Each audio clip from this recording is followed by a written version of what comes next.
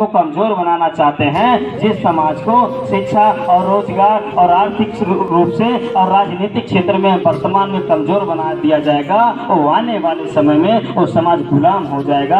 आज साथियों, इनका इतना बड़ा षड्यंत्र है, इस षड्यंत्र को हमें समझना होगा। और साथियों, समय कम है, वक्ताएं बहुत हैं, तो साथियों में ज्यादा बातें न कहते हुए एक बात आप लोगों से कहना चाहता हूँ कि जुल्म के साए में जुबा खोलेगा कौन, कि जुल्म के साए में जुबा खोलेगा कौन। अगर हम भी चुप रहेंगे तो भला बोलेगा कौन, अगर हम चुप रहेंगे तो भला बोलेगा कौन। आओ साथियों, हमें आज बोलने का समय है, आज गोली का समय नहीं। ये समय जो वर्तमान में है एक बोली का समय है, तो हमें साथियों बोलना चाहिए। आखिरी बातें कहकर अपनी बात को समाप्त करता हूँ। डॉक्टर बाबा साहब अम्बेडकर ने अपने जीवन के आखिरी समय में हमारे लोगों से एक आशा उम्मीद रखा था। बाबा साहब अम्बेडकर जी ने जब उनकी उम्र बीतती गई तो बाबा साहब अम्बेडकर रात्रि 12 बजे, जब पूरा भारत देश, जब हमारा समाज सोता था, तो बाबा साहब डॉक्टर अम्बेडकर रात्रि 12 बजे सिसकियां लेते हुए रोया करते थे।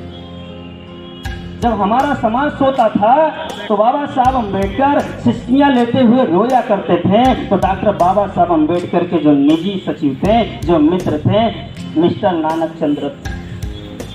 नानक चंद रत्तू बाबा साहब अम्बेडकर के रोने की आवाज सुनते थे और उनकी हिम्मत नहीं होती थी कि वो जाए बाबा साहब अम्बेडकर के पास और बाबा साहब अम्बेडकर से पूछे कि बाबा साहब अम्बेडकर, जब पूरा समाज सोता है तो आप रोते क्यों हैं। लेकिन नानक चंद रत्तू एक बार हिम्मत बनाते हैं और डॉक्टर बाबा साहब अम्बेडकर के पास जाते हैं और पूछते हैं, बाबा साहब अम्बेडकर, जब पूरा समाज सोता है तो आप सिसकियां लेते हुए रोते क्यों हैं। तो डॉक्टर बाबा साहब अम्बेडकर कहते हैं कि हे रत्तू, डॉक्टर बाबा साहब अम्बेडकर बड़े दुख के साथ कहते हैं कि हे रत्तू, मैं रो इसलिए रहा हूँ कि एक व्यक्ति अपने जीवन में जितना काम करता है उससे कई गुना काम मैं इस समाज के लिए कर चुका हूँ।